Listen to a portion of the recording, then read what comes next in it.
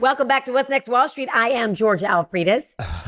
We are back, and I'm Dave Mathews. This is a show where finance, technology, artificial intelligence, consumer trends, and robotics, maybe self-driving cars, that could be the only robot we talk about. They all come together here. Yo. Yes, you got a topic you want us to cover, or you just want to shoot the stuff? You can email us at WNWshow WNWshow@gmail.com. I want to make sure I get that right. Or hit us up on social media at What's Next Wall Street. Plus, you can watch all our shenanigans on our YouTube channel. I just caught Dave. He was eating, and he was like, when I started talking, he's like, oh, okay, so what are you eating, dude? Are those chips? What are you eating? I had a little granola bar. It's, because you went golfing, I had to skip my morning lunch. This is lunch hour here. Yeah, you know what? I'm not gonna. When I say play golf, I don't really play. I just go out there, get a little sunshine, hang out with my girls. That's all. That's it. That's it. I like that. All right, so there you go. Let's jump into the show. All right, let's do it.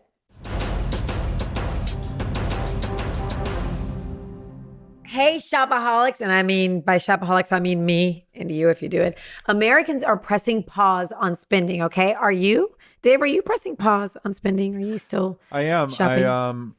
I bought another used boat to rebuild, and I'm only buying boat parts for it. I'm not. I don't buying understand how clothes. that's pressing. I don't think you understand what pressing pause means. So let me just go. Let me continue with the story. Maybe you don't understand what I mean. Looks like we are consumer goods. I'm not buying consumer goods. Okay, the rest of us are tightening our belts. Retail sales barely budged last month, crawling up just 0.1% as inflation keeps squeezing our wallets. Spending on essentials like food, cars, and gas is feeling the pinch. On the bright side, we splurged a bit on musical instruments, sporting goods, and books. Rock on. You know what? I actually did. I hate going to bookstores because I know people like to read on their laptops or on their iPads or whatever, or their Kindles. But I like a book. As if you can, we're in our Dave's in his home. I'm in my home while you're in your San Francisco office, and I am in my home office. The whole wall has books, and I've read all of them, and I love books. And I go to a bookstore and I buy like 5 books, and then I can't. I get to the end of the book and I'm like, I don't want to finish. So I wait like 2 days to finish the last chapter. Aww. And I'm out of books because I bought those books, like 5 of them, and I finished them in like 2 weeks. So I just ordered more books because now I'm on like a book thing, and I hate that. But it's better to be on a book craze than like a social media craze, I think. Maybe. Yeah, for sure. You're expanding your mind in the right way, right? If you knew what I was reading, you wouldn't say that. But no. Oh, maybe not. Okay. But you can sit at the pool and read there. And you see in that statement above, people are spending on essentials like food. I buy that. Cars, I buy those. And gas, I buy those. Yeah, they just miss boats. That. They miss boats. I guess it's not an essential to some of us, Dave. Well, I fix mine up and sell them, though. So, hey, pizza lovers, we've got a slice of trouble in store for you. Pizza Hut just closed 15 locations, but this isn't your typical chain closure story like we talked about Red Lobster last week. Yeah. This is all about spicy financial feuds with one of the top franchisees of the chain. Okay. This big-time operator runs 144 joints across 5 states and is in hot water over millions of unpaid bills. What? The doughy drama doesn't stop there. Another 129 Pizza Huts in Georgia, Illinois, South Carolina, and Wisconsin are also getting baked. I love it. But really, personally, don't you think this is like an aging brand? No. I can't tell you the last time I ate at Pizza Hut. That's because you don't have kids. Listen, pizza is the bread of life for me. When he's got friends over, I order a pizza.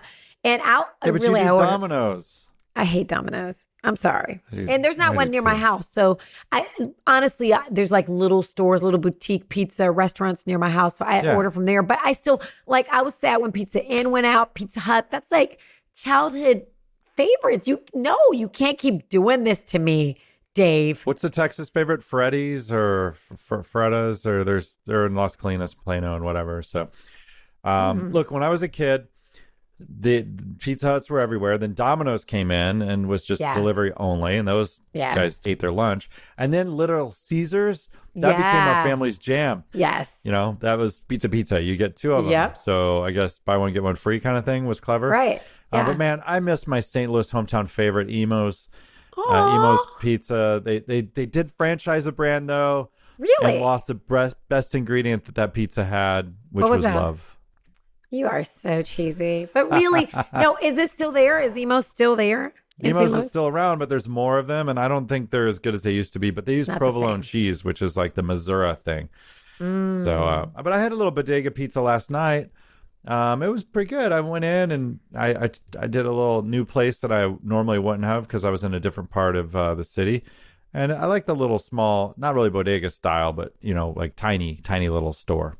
Yeah. There's just like two high tops and a pizza oven. I feel really bad because there is a pizza place in Florida, and y'all got to tell me. TPG guy, you have to go to this pizza restaurant if you are ever in St. Lucie. It is the most amazing pizza you have ever had in your life. When he gets in here, I'm sorry, I'm going to break the most important stuff we're talking about just to tell y'all the name of this pizza restaurant, but we'll carry on. Hey, you know what? Comment below. You got a great pizza restaurant in your hometown or where you live. We want to know about it. But in other news, we talked about the closing of Red Lobster, and they are still making waves for all the wrong reasons in California. After a sudden shutdown in Sonoma County, one worker's filing a class action lawsuit claiming the chain broke the state's, now listen to this, there's something called a WARN Act. They didn't give them a 60-day heads up. So George Parker is leading the charge for employees across the state fighting for their rights. Yes, George, I need my Cheddar Bay biscuits. So stay tuned for more on this seafood saga. Hey, I got a question for you. I know he's like, no, I will not come in here. Okay, what's the pizza place that we love in St. Lucie? What's the name of it? Oh my gosh, I can't remember it either. Francesca's. It's Francesca's. He's exactly. It is so okay. So if you live in Port Lucie, it was just on the Food Channel. We were like, that's our spot. Okay, Francesca's. If you're ever in Port Lucie, it's only like an hour away from Miami. Go to this pizza joint. I'm sorry. If you've been there, comment below. I want to know. Sorry. I'm sorry. I just left it. And by the way, one of my hacks is within Google Maps, you can save stuff to a flag called Want to Go. And I have flags set up all over the place. So I just added this to... oh, you are going to lose your mind. Port St. Lucie, Florida. Okay. Yeah, it's so good. We actually... It looks super modern inside, too. Look at that. Let me tell you something. Those are thick pizzas. That's Detroit style? Dude. Oh, no, New York. It says New York style. It's so cool. Let me tell you what they let the kids do. Like, my son loves it because he goes in, they let him make his own dough. He puts his pie in the oven, then he comes out and he puts his own toppings. It's really just the cutest. It's BYO? No, it's not. Just for kids. You don't have to order that one, but they let you make it and then they go put it in the oven. That's clever. Anyway, amazing. And it's a small business. And so when we go to Miami, my husband knows we got to rent a car because I got to go all the way to St. Lucie, Port St. Lucie, just for my favorite pizza. And you said that's how long of a drive?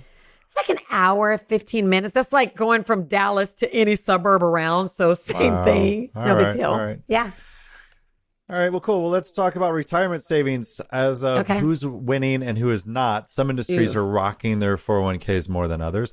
Legal service employees are the big savers with an average of $300,000 in their retirement accounts. Petrochemical folks follow at $255,000, and energy production isn't far behind. But petrochemical and energy production is kind of the same stuff, and they're having such heady days. The energy companies have been making the most money post-pandemic. Yeah.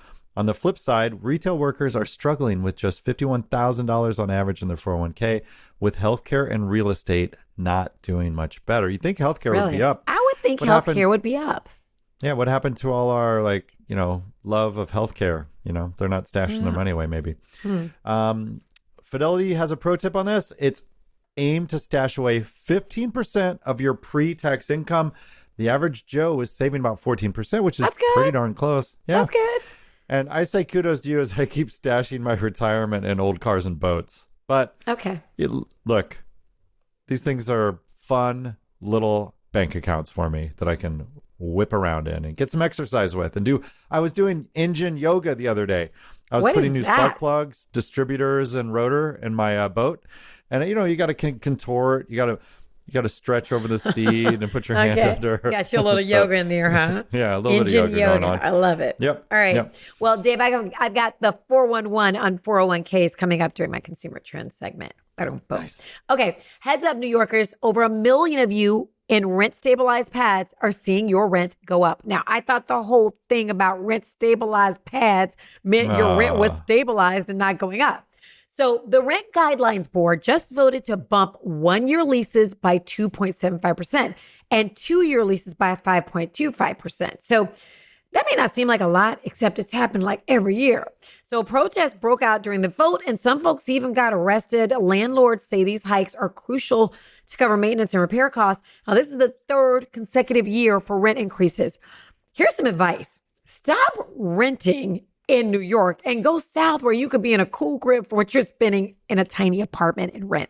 But, Dave, I'll tell you something. I have a little rent house. It's just the first house that I ever bought.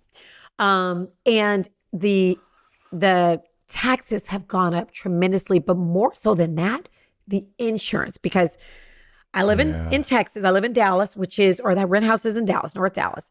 And what happened is now we're starting to get snowstorms. Now, insurance here is used to hailstorms. They're even used to the, not occasional, but tornado, because we live in Tornado Alley. So they're used to that. But when we start having snowmageddons and it starts snowing here every year, every year I've had a pipe burst, which is weird because we don't have snow here in Texas, but we do now in Dallas, in the Dallas area. So now the interest has gone up so much that I've had to raise my rent on my rent house, and I feel really bad. But what's a girl to do? Got to do it. Everybody's getting it at every end, whether it's the inflation at the market or whatever. Yeah. And I think insurance is going to be a problem on top of interest rates. Think of that. If you're trying to buy in New York or California, now you have, Hurricane Sandy. Or Florida or Texas. Yeah, exactly. Both. And there's a massive heat wave going through the Midwest right now. And then the coasts are about to have the first named storm coming through as well as we record this show. So it's not going to get any easier. Today's pro tip is brought to you by optionsplayers.com. Keep a trading log. It's a total game changer for serious traders. Now, think of your trading log as your trading diary. It tracks your moves, spots patterns, and helps you fine-tune your strategies. A top-notch trading log is a trader's BFF. It tracks your performance, builds discipline, manages risk, and helps you learn from past trades. Now, if you're serious about leveling up your trading game, keep your log updated and review it regularly.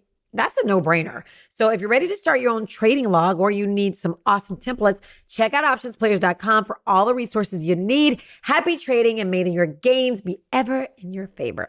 Yeah, I hope y'all remember what movie that's from. I don't want to go through it with you again. May the gains be with you.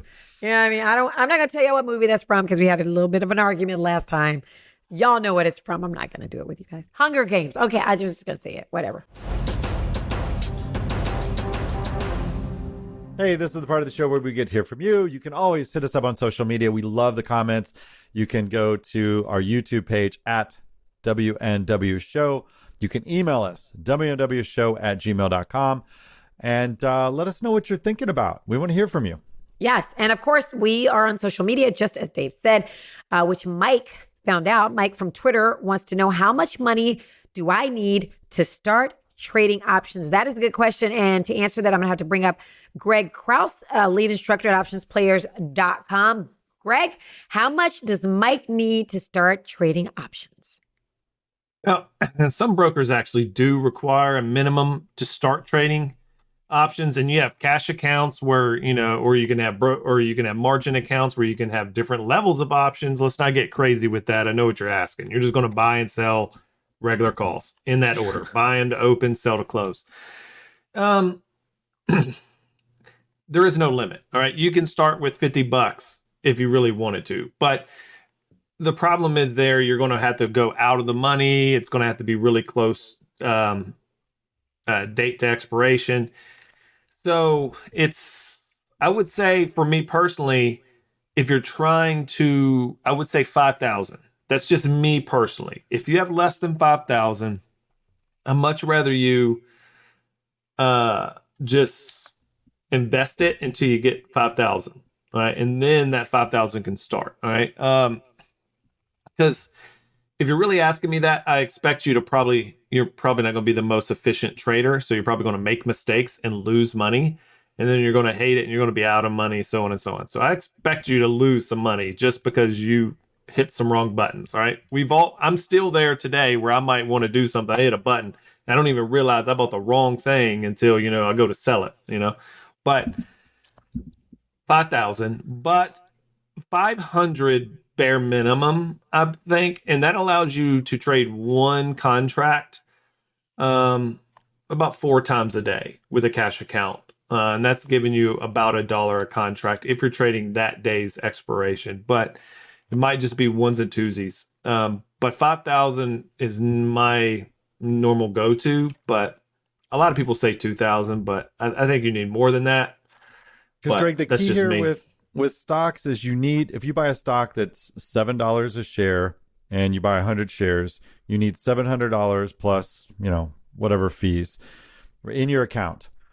Now, if you do options, you don't need the full dollars in your account for the shares. No, but you also got to understand that when does it expire? So if you go out a year, it could be so different based upon the volatility of that stock at that time, right? If you want to buy NVIDIA calls right now at the money, they're going to cost you a fortune compared to, something else that's not so volatile.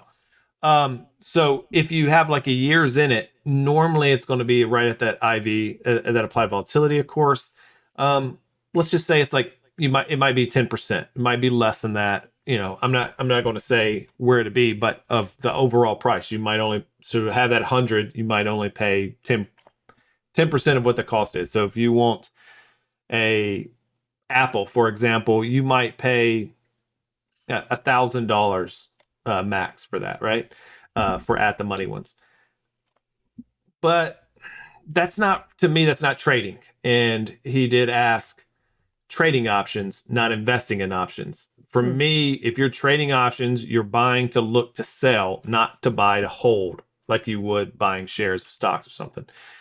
Therefore, you probably don't need to buy one that's a year off. I think that's kind of silly because how options are depreciating assets. You buy an option, they have a premium added onto them based upon the applied or expected move of that stock. So if you buy those and there's long term, it's already priced in. So really what you're trying to do is get it when it might be a little bit low and you expect it to go up in a very short period of time. Then you're basically betting on that, and that's trading. The other way is I'm not a fan of buying options for long-term trades. That's just me personally. I'd rather use a spread, which is options trading, but not just buying and then leaving alone. But yeah, I got what you're saying, but I still think you need more because what's going to happen, and I don't want to take so long, but psychology is huge when you start trading. And if you trade one contract, and let's just say you spend $100 on it, in theory, when would you want to sell that? Most people will be like, if I'm up $50, I'll sell. That's 50%. That's a humongous gain. I don't care. But what happens is you're up 10% and it's only $10. And then you're like, it's $10. Who cares? You get what I'm saying? So what happens is it never makes it to 50 and then you hold it and then you lose your money and then you just lost all that money. And then you do it again and do it again. So by having $5,000, you can trade, let's just say you trade 10 contracts. And now if that thing barely goes up, 10%, now you're up $100 or plus. And now you're like, okay, I can get out now. I'm up $100. Kind of get what I'm saying? It's that mental thing when people trade small amount of contracts, small money, they have to understand that they have to look at the percentages of it. You just can't trade $100, make $50. It's not how it works. If you're trading $100, you better be happy if you make $10, right? Most people are probably like, I'll make more than that. Well, all I got to do is I want to see your taxes. I'll share my 1099s and you can share your 1099s. And when I have commas in mine and yours says negative, we'll talk about it. It doesn't work, but not humble. What a flex. All you hear that flex, Georgia? I know, right? It's just the same, right? So okay, it's mental. And that's the reason why I don't like people trading small amounts. It's because nobody wants to make $5. Everybody wants to make this major amount. Don't look at it that way. But then everybody wants to lose a little, but it's just, and it's bad for losing too. So if you have $500, you're like, I'm only down $50. No, you're down 10% of your whole portfolio. You need more money. Mm-hmm. So Okay. All right, next That's up, my we've got big reason. Sheila. Sheila's in Silver Springs, Hey, Maryland. girl, She asked, I know Silver Spring. Sorry. Can my kids trade options with me? Good What are the question. rules or workarounds to make this possible? Greg, there's been Ooh. paper trading or like, Yeah, kid I trading, don't- but that's generally so- stocks, not options. So kids used to get they get everything. I mean, when I was a kid, what'd we get for Christmas? I mean, I know y'all are probably I'm younger, right? So, I got the cool stuff, 90s kid, although I was born in the 80s, early 80s. But Barely older. You're not. Yeah, like, whatever. right? All right. What present? What present are you talking about that we might not know? We got the same I'm just presents. saying, when we were kids, we didn't have that much to get, right? There was like 4 kids a toddler could have. You had the little one thing that popped when you pushed it around. It had the bowls and the little globe. You know what I'm talking about? I had You that. like a Dave had that. tricycle. We had Everybody that. had that. And you had like a xylophone little thing you hit. Yeah. And then you had your glowworm. That was it. There were no had other a glowworm. options, right?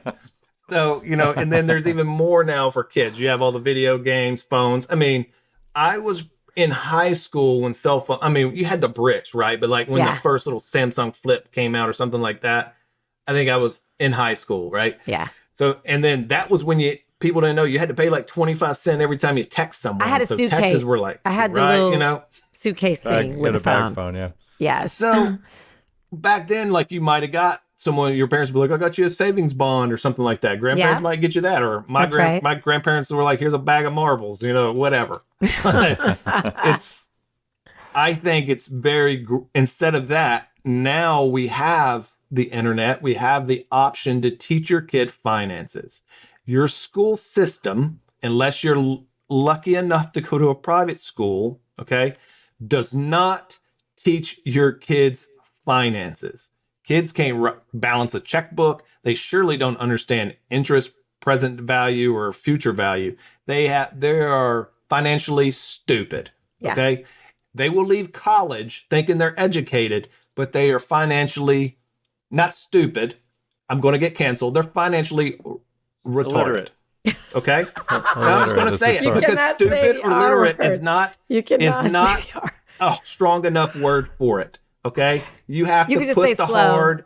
Hey, you got to put the mental R on it. Okay, it is that bad. That is how bad people are now in finances. So yes, your kids can invest the same way that they can get a bank account. They can do anything. What do you need to get all that? You need the parents' permission. And in stock trading, options trading, it is called a custodial account. Parents contacts the broker, says, I want to allow my kid to trade. It's going to be their account. They will do it. I love it. In all is all, it's whose money? It's the parent's responsibility that if there's any fees, anything like that, the parent is in charge. So you're co-signing for that kid. But it is essentially in their kid's name. The same way my kids have bank accounts with USAA, right? Mm-hmm. I still see them. I can still do whatever I want to with that account, but it's their account, right? Mm-hmm. So just know, yes, your kids can, but the responsibility is still yours. So yeah, that's it. Although it is illegal for them to start their own account if they're underneath 18, but they probably won't go after the kid as much as the broker because you can't have a binding contract with the underage individual. Sure. Yeah, so that's why. You bring up a good point because I think about my son had a birthday, 3-4 months ago in March. He literally probably got, 20 presents. Guess what? They're still wrapped. Those presents have never been opened. He still has Christmas because now kids because you go to a birthday party, there's 20 kids, you get 20 presents. I'm telling you right now, they're in a laundry basket in his room. I hope none of his friends' parents are watching, but they know their kids get too much too. But you can't ask, I don't like presents. Like I'm like, he doesn't need anything. Don't give a present, give a book, whatever. But my husband feels different. He's like, you can't. Yeah. He's like, my husband's like, you can't not let them get a present if they want to get them a present.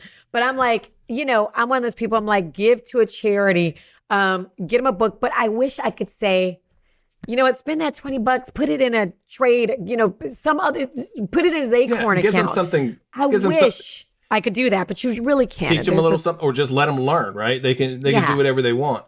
But it's the same way that, where did our money go? When we got our money when we were kids, you got that cash. Mama put it in her drawer and you probably never saw that stuff again. She's like, yeah, you got it when I bought that present that I bought you like a year ago or something, right? When you wanted that money. For school uniforms. Yeah. Yeah. So the same way, when they get that money now, I don't have one because whatever, but I don't like flexes. So, but your kids can get credit cards, so you might as well keep it essentially for those accounts, right? So some brokerages, you can get a credit card that allows you to trade or to swipe it like it's cash, or I guess it's a debit card more than a credit card, right? But it's the same way. So that cash value that's built in there is that. And I know, say, option players, you got to ask teleprompter guy there. One of the things that he was doing has an interest rate of the cash in there. It's like 8%. Your free cash is gaining 8% APR for a few months, and then it goes to 5.1.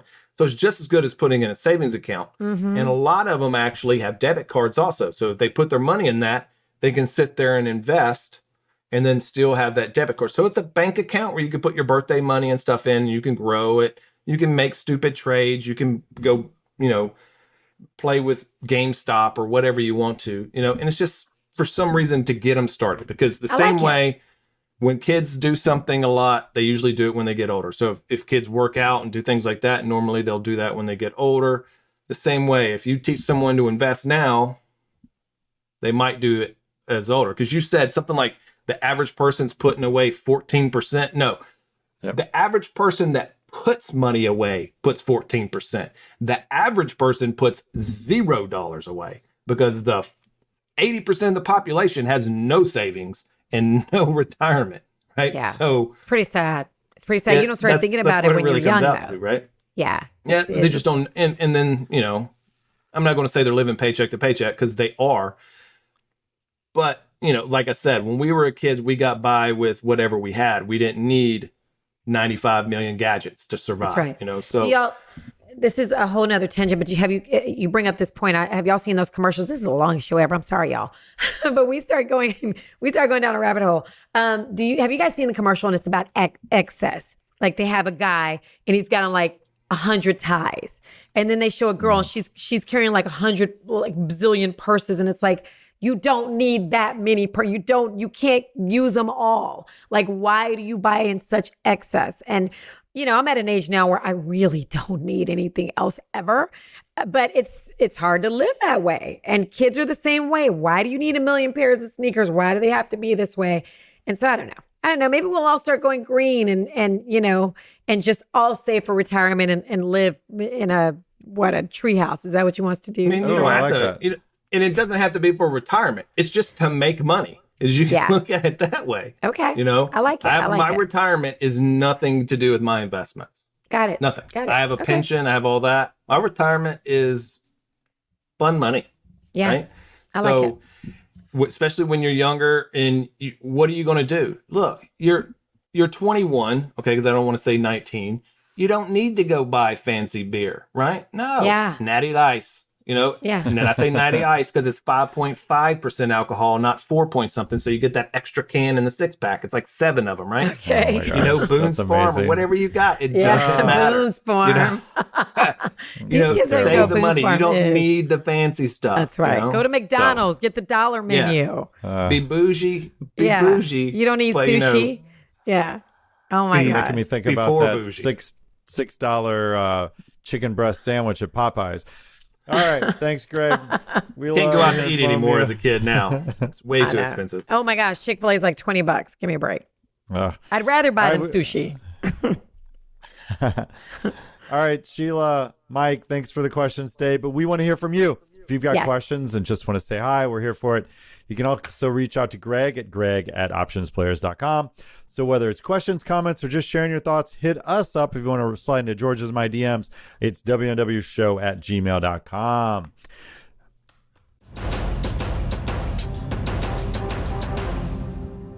All right, Elon has given up on his lawsuit against OpenAI right as the whistleblowers and board members are telling their stories about the lack of transparency in Sam Altman's publication of new features on Twitter instead of going to the board to then cautiously roll out their products. Which leads me to this. What is OpenAI doing to keep us safe from their decisions to move towards AGI, or artificial general intelligence? That's when machines will start thinking on their own, because right now they're only perceived as being intelligent because they can mimic their own versions of crappy poetry and basically just know what word should come behind the next word, and on and on and on. So during our show, I use ChatGPT, I use AI tools as we're producing the show to kind of test the waters, start playing with stuff to see what I can get the AIs to do for us. And look, if you know, you know. So I asked ChatGPT 4.0, which I don't pay for, but I can use it as a free user several times a day without fees. I asked it what's going on with privacy, and it says, OpenAI employs several strategies to preserve user privacy when using its AI models and services. Okay, that seems nice. All this is written by AI, by the way. First is data anonymization. OpenAI ensures that any data collected is anonymized to protect user identities. This involves removing personally identifiable information from the data sets used to train and improve AI models.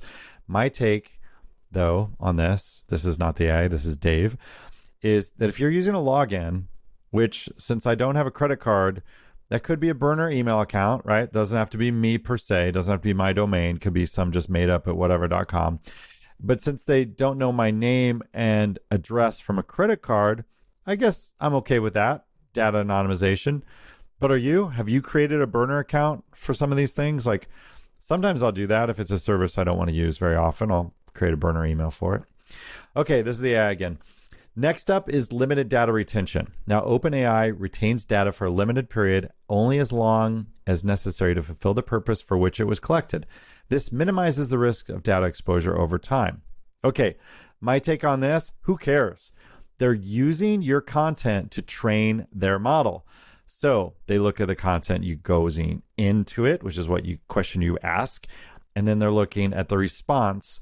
And if you make any changes afterwards, like, no, I want it to be more friendly. Oh, I want it to be more funny, whatever. All of that data in, data out that's your content that they're training their stuff on. So who cares, right? Maybe you don't care, maybe you do. Sony and a lot of companies got in trouble for cutting and pasting code into OpenAI's model. So that could be bad. You don't want software in there. Just remember, even though the content may disappear and not have a full long retention, their model's getting stronger. All right. Okay, back to the AI. Their next item is user control. Users have control over their data, including the ability to delete their data or opt out of data collection. This ensures that users can manage their privacy according to their preferences. To this, I say nothing. I mean, nothing gets deleted on the internet. Look at Google class action lawsuits that we've seen. Data gets collected and stays forever. Information wants to be free. Maybe it's a rogue employee copying something down. Maybe it's someone forgetting to pull stuff down. It just doesn't want to go away. Data stays forever on the internet. Okay, back to the AI. It uses secure data storage. Data is stored securely using robust encryption methods, both at rest and in transit. This helps prevent unauthorized access and protects data integrity. Okay, I say that's great until a disgruntled employee leaves the back door and the system open and this content ends up on the dark web like Sony's emails. Think about it. No system is ever secure. There's always some loophole, whether it's user error, which happens all the time because humans make mistakes, or who knows, maybe the AI will unlock some stuff and say like, hey, we want this stuff to be free. All right, back to the AI. Coming up next, it's compliance with regulations. OpenAI complies with data protection regulations such as the GDPR, which is General Data Protection Regulation, and the California Consumer Privacy Act, which is CCPA, ensuring that its practices will meet high standards of privacy and data protection. All right, to my take on this, well, that's great, but do you remember when Mark Zuckerberg went to Congress and whined like a baby saying that they needed more regulation with social media? Geez. That can't even keep up with the technology rate of growth these days. Besides, Congress should be in a retirement home. They can barely keep their head awake during sessions. And I don't even want to start with our president wandering around aimlessly when he goes to events. So, compliance with regulations, LOL. All right, back to the AI, on to transparency. OpenAI maintains transparency about its usage of data with policies and practices. Users are informed about what data is collected, how it's used, and the measures it places to protect their privacy. Until they aren't, I say. I can't even dig deeper into this because Sam's the worst at transparency with his board, let alone his customers, right? AI, have fun with it. Don't expect them to carry on any rights of privacy or have any ability to do right by your data because it's going on the internet. It's going out there. Come on. All right. Finally, the AI says differential privacy. In some cases, OpenAI employs differential privacy techniques to ensure that the data used to train models cannot be traced back to individual users. This adds an extra layer of security by ensuring that outputs of AI models do not reveal specific information about any single user. All right, my take on this is, look, digital has a fingerprint. Any bit of information that goes out of your computer or back to your computer can be linked to your house or your family or whoever is inside of this digital footprint, which is called your IP address. So saying that there's secret sauce here isn't going to protect you when it all goes in and out of that single IP address. So come on. Now, you can create burner accounts. You can change your IP. There's a lot of stuff you can do to hide your digital footprint. We've talked about it on a prior show. Let me know in the comments if you want to know how to go offline and make yourself disappear. You can kind of do that. It's going to be more of a pain. I know Georgia says she wants it, but I don't think she's up for the pain to do that. But don't think that your data isn't going to be correlated back to you. In fact, Siri used to have an Easter egg. You could say, where can I bury a dead body? And she'd suggest down by the river. That was fun until it wasn't. And Apple took that Easter egg away. And people are getting picked up for asking, ChatGPT how to make a bomb. So if it's out on the internet, it's going to be seen by somebody. So that is what I was thinking about. Like, how do the AIs think about how they're going to protect us? And let me know in the comments if you're doing things to mitigate what's known about your online presence or how you're using AI or social media differently in light of these billionaire brawls of Sam and Elon trying to fight each other. And, keep tuning into our show. Listen to our past episodes for more of our insight. Last week, we talked about what Apple's doing with OpenAI built into the Apple operating system, iOS 18, which hasn't shipped yet. But Apple is so good at keeping your mobile phone data private that I think they're going to do something clever with OpenAI. So we're going to see that hopefully in the next few months.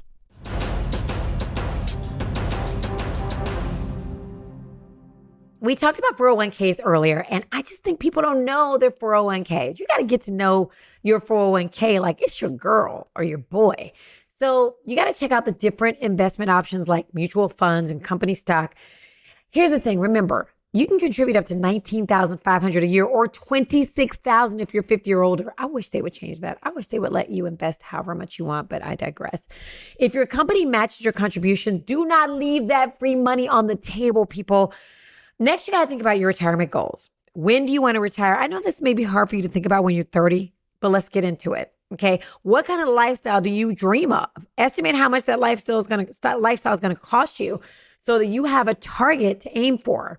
Now we got to talk about risk. If you're younger, you can afford to take more risks and invest more in stocks. If you're closer to retirement, you may want to play it safer with more bonds, diversify your investments. Listen, don't put all your eggs in one basket. You heard your granny say it. She wasn't wrong. Spread those things out across different types of assets and do yourself a favor. Don't forget to rebalance your portfolio regularly to keep your mix just right. I never do this, and I should. I know I should. Make sure you're contributing as much as you can, because this is tax-free money. Automate your contributions from your paycheck. This is a big one. So you don't even have to think about it. You know what I mean? You would spend that money wasting it on anything else. So you might as well spend it saving it, not spend it saving it, but you get what I'm saying. And whenever you get a raise, listen, up your contribution rate if you can. Keep an eye on fees. Lower cost options like index funds can save you a ton in the long run. Remember that. Watch out for any administration fees. What else? Oh, here's where we come in. By the way, stay informed. Keep tabs on market trends. We're going to tell you about them, but don't stress out over short-term ups and downs. Avoid common pitfalls. do yourself a favor with this too. Don't withdraw from your 401k early. I used to do that and then I'd pay it back. Like I'd borrow it from myself and then I'd pay it back. However, it comes with penalties and it can hurt you in the long run. So if you do it, you got to make sure you can pay yourself back. And be cautious with 401k loans. Got to be careful with them. They can set back your progress. Finally, stay focused on the long term. Consistent, disciplined investing is the key to a secure retirement. Listen, stay in the know when it comes to all the short-term market drama. Listen, we're going to keep you abreast of it all here, but still continue to keep your eyes on your long-term future goals. I mean, if you follow these steps, you're going to be well on your way to a comfortable and secure retirement. I don't care if you're 25, you got to think about it, and you got this. Easy peasy. Nice. Thanks, Georgia. Hey, if you've got questions, we got you. Hit us up at WNWshow@gmail.com or connect with us on social media. It's the @ What's Next Wall Street, all spelled out just like that. And we want to hear from you. Yes, we do. Catch all our episodes on YouTube by searching WNW Show, or you can tune in on Spotify, Apple, or wherever you get your podcast. We need you to subscribe. We only grow the show from you. Please tell your friends about us. Smash the alert button. Stay updated with the latest training info as soon as it drops every week on What's Next Wall Street. I'm your host, Dave Mathews. I'm your hostess with the mostess, and I am Georgia Alfredas. We will see you next time on What's Next Wall Street. Bye, y'all. Bye.